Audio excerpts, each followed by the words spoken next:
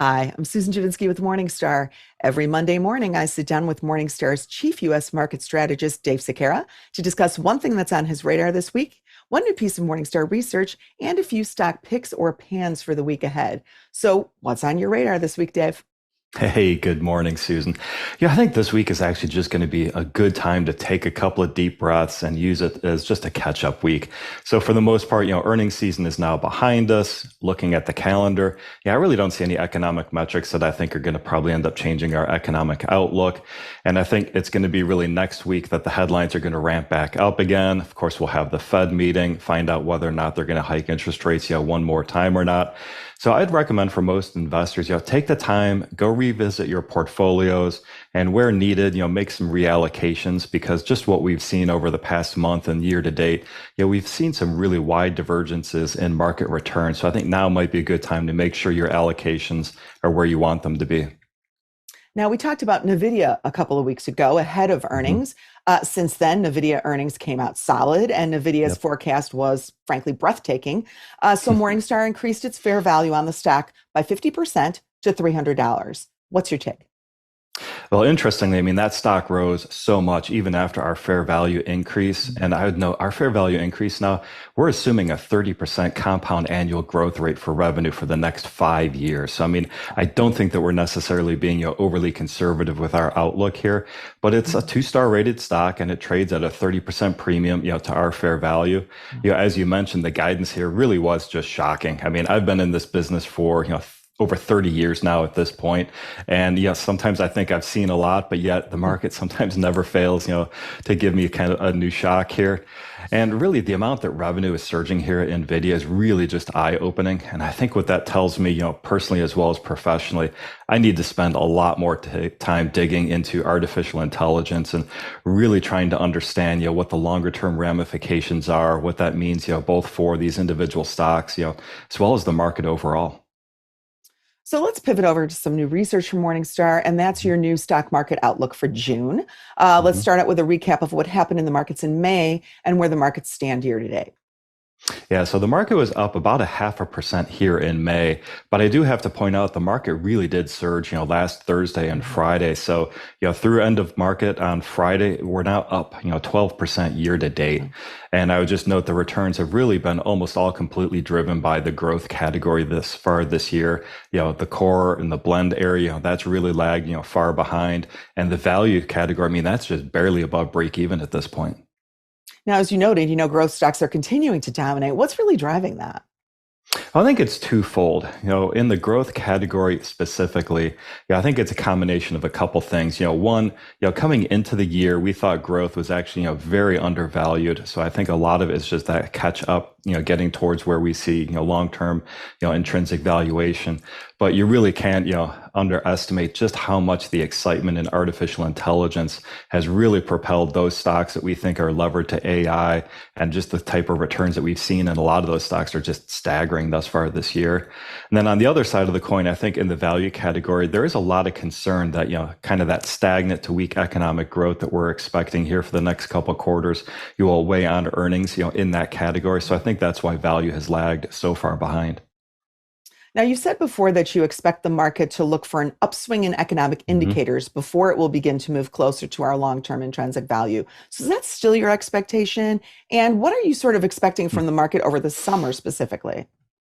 Well, that is still my expectation. And I do think that we could see some market pullbacks, over the next couple of months. We are looking for GDP to be relatively stagnant in the second quarter, potentially a small contraction in the third, and then only, what I call a sluggish recovery beginning in the fourth quarter. So I do think the market will be looking for those leading economic indicators to rebound, probably not until later this summer or this fall, to really start taking that next leg up in the markets. Now, I do have to admit, the market is looking to try and prove me wrong. Last Thursday and Friday, we really did have, some just astounding gains, those two trading days. And it looks like the market is trying to break above that trading range, that we had been stuck in since last fall. So, from here, from a technical perspective, again, we're not short-term traders and, we do want to invest for the long term. But if the market can hold these gains from last week, I do think the next target here on the S&P 500 is going to be 4,300. Hmm. So heading into June, Dave, do stocks in general look undervalued or overvalued? So, according to that composite that we've talked about before, so those over 700 stocks that we cover that trade on US exchanges, yeah, when we put that composite together and compare that to the market, we still view the market as being undervalued. Now, of course, at this point, it's a lot less undervalued than it was, based on our calculations at the beginning of the year. So, at the end of May, that composite was showing that the market was trading at about an 8% discount to that composite. So let's look at the market through the lens of sectors first. Are Mhm. any sectors especially frothy today? So according to those valuations, when I break them down by sector, I do have to note technology is now moving into that overvalued territory. So Mhm. tech actually has gone now from being the third most undervalued sector at the beginning of the year to now being the most overvalued. And so at Wow. the end of May, it was actually trading at about a 4% premium to fair value. So again, not a huge premium to our intrinsic value. And we still do see a lot of opportunities in a number of individual stocks, but it might be starting to tell me that that sector, maybe it's starting to run up a little too far and a little too fast here in the short term. So then let's flip that and look at what sectors might look Mhm. undervalued and why. Yeah, so communications still the most undervalued, yet it is the second highest returning sector, year to date. But it's trading still at a 21% discount to our fair values at the end of May. And then closely following that would be the real estate sector. That's trading at an 8% discount. And I'd note, real estate is down slightly year to date. And I think a lot of that is just due to concern about the commercial real estate sector, specifically the office sector, which I also do have a lot of concerns there. But we do see a lot of opportunity in kind of non-office REITs right now. And then lastly, I'd note financials. So that's at a 17% discount. From a technical perspective, it looks like a lot of those stocks, especially the regional bank stocks, are still kind of in that bottoming out process, following the big falls we've seen since the bank failures earlier this year. So now let's look through the lens of investment styles, starting with Mhm. value versus growth. Now, how do valuations compare between the two styles? Yeah, so we've seen some big changes thus far this year. So if you remember at the beginning of the year, we had advocated, a barbell-shaped portfolio, essentially being overweight growth, overweight value, and then underweight core and blend stocks. And then if you remember, last month we actually updated that opinion to still being overweight value, but we actually thought it was probably a good time to move to more of a market weight and growth and then still remain underweight core. Now, with as much as growth has jumped again, here in May, now might actually be a pretty good time to start taking some of those profits out of growth and reallocate that more into value. And then, Dave, what about from a market cap perspective? Well, with as much as large cap stocks have outperformed, they're now trading at a less of a discount than the overall market. So again, they're starting to pull ahead. And mid cap stocks, they've lagged. They're actually now a little bit more attractive than what we've seen the past couple of months. They're trading at a 15% discount. But of course, it's still that small cap space that remains, the most undervalued, trading at a 30% discount from fair values. So then, given what valuations look like today, Dave, what might Mhm. investors be considering for their portfolios? And of course, it's always going to be based on your own, risk tolerance and your own long-term goals. But, even though I do think that there is still a pretty good chance that we might see, some pullbacks, this summer or even early this fall, with the market still at a discount to fair value, I do think investors should remain, fully invested at their targeted allocations based on their risk profile. And, that way, if we don't get a pullback, you're still capturing, all of the upside in that equity portion of your portfolio. But if we do get pullbacks, I do think that's actually going to be a good opportunity then to move back into overweight positions in the equity sectors. So now we've reached the picks portion of our program. And you've noted, Dave, that we're likely in a sideways market. And we talked about stocks for a sideways market last week. Mhm. What other strategies might investors consider in this type of market?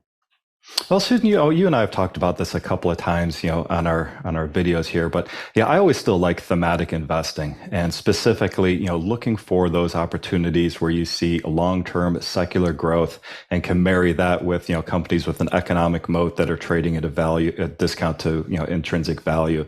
So some of those examples that we've spoken about in the past have been, kind of that long-term secular increase in lithium demand from electric vehicles and consumer behavior normalization. So this week's stock picks tie into one of the themes we've talked about on the show before, briefly, Mhm. med tech, and specifically liquid biopsies. So in a recent article on Morningstar.com, you called liquid biopsies one of the largest potential market Mhm. opportunities in the entire healthcare sector. So first, tell viewers what liquid biopsies are and why you think the opportunity is so great. course. So, a liquid biopsy is a non invasive method for diagnosing and analyzing tumors using things like blood draws. And there's a lot of new technologies out there. And one of them is really the ability to screen for up to 50 different types of cancer in just one blood draw. And our healthcare team thinks this represents just really a paradigm change as far as when cancer is detected and when you can then begin treatment. Now, historically, they've noted, cancer is only detected when the symptoms have really begun and people are noticing, some of those side effects. And at that point, many times that cancer has already begun to spread. So by detecting it earlier, it's both, cheaper to treat and it usually has, better outcomes for the patients. And in fact, to quote Julie Utterback, who's our senior equity analyst on the Morningstar Healthcare team, she thinks that pan-cancer screening could actually just be the holy grail of the regular cancer screening. Wow. So now there are a few stocks that Morningstar's analysts cover that are leveraged to this opportunity. Let's unpack them. The first is Illumina, which is undervalued. Yeah, so Illumina stock is rated 4 stars. The company is rated with a narrow economic moat and is trading at about a 23% discount to our fair value. Now, Illumina's base business is that it provides tools and services to analyze the genetic material in the life sciences area and used in clinical lab applications. So the potential upside here is in its Galleri test, and that's that pan-cancer screening that can detect up to 50 different types of cancer. And this test is currently being used in the market, and it is currently being evaluated. And we think it could get approval from the FDA and some other global government health organizations, sometime in 2024 or early 2025. Now, when we look at the pan-cancer screening market, overall, we think it could be up to a $15 billion market in the next 10 years. So when we look at our valuation for Illumina, we currently assign a fair value estimate of $269 a share. And the way that breaks down is we look at a $201 share valuation kind of on that legacy genomic sequencing business and assign a $68 per share valuation relating to those liquid biopsy assets. Now, there's a risk that Illumina will need to unwind its Grail acquisition. Now, if that happens, what might that mean for Illumina's shareholders? Yeah, so they had bought Grail and they actually closed the deal before they got through all of their antitrust regulations. So both the EU and the United States, I believe it's the DOJ, are advocating for a split up of Illumina and Grail, and I know Illumina is currently appealing that ruling. Now, if Illumina is unsuccessful, I would expect that the way that they would structure that divestiture would be in such a way that the Illumina investors are still going to retain that economic interest in the long-term opportunity for Grail. So they'd probably look to do something like a spin-off, directly to Illumina shareholders. So at the end of the day, the investors, in that stock still owns, both part of those businesses. Got it. So now the second play on this theme is Guardant Health, which is also undervalued. Tell us about that one. Yeah, so Guardant stock is rated 5 stars. Now, the company doesn't have an economic moat, but it is trading at a 49% discount to our fair value. So while we typically look for companies, with those long-term, competitive advantages, at this much of a discount, I do think that there's plenty of margin of safety for investors. So Guardant provides cancer blood tests and analytics for clinical and research use, but the most promising part of its business is its Shield test, and that's going to be used for the early detection of colorectal cancer. That could be, approved by the FDA maybe in like the next year. And then the other part of their business too is now targeting other individual cancer screening tests and using that for cancer survivors in order to monitor and make sure that cancer is not coming back. And if they do see indications of it coming back, then they again can start start treating that earlier. So then the last stock we'll talk about today isn't undervalued. So it's more of a name to keep on a watch list rather than a stock to buy today. Yep. And it's Exact Sciences. Yeah, Exact has really had quite a run, thus far this year. I think it's up almost, 70% year to date. In fact, it was a 4-star rated stock at the beginning of the year, but as much as it's up, it's now trading in that 2-star category as it's about a 30% premium, over fair value. So Exact Sciences sells the Cologuard screening test, and that's a stool-based test for colorectal cancer, but they are developing a liquid biopsy test for colorectal cancer, which it builds on its expertise that it already has using that Cologuard product, but they're also working on a multi-cancer early screening test to detect up to 15 different types of cancers in one blood draw. Wow. Well, thanks for your time this morning, Dave. Be sure to join Dave and I live on YouTube every Monday morning at 9 a.m. Eastern, 8 a.m. Central. And while you're at it, subscribe to Morningstar's channel. Have a great week.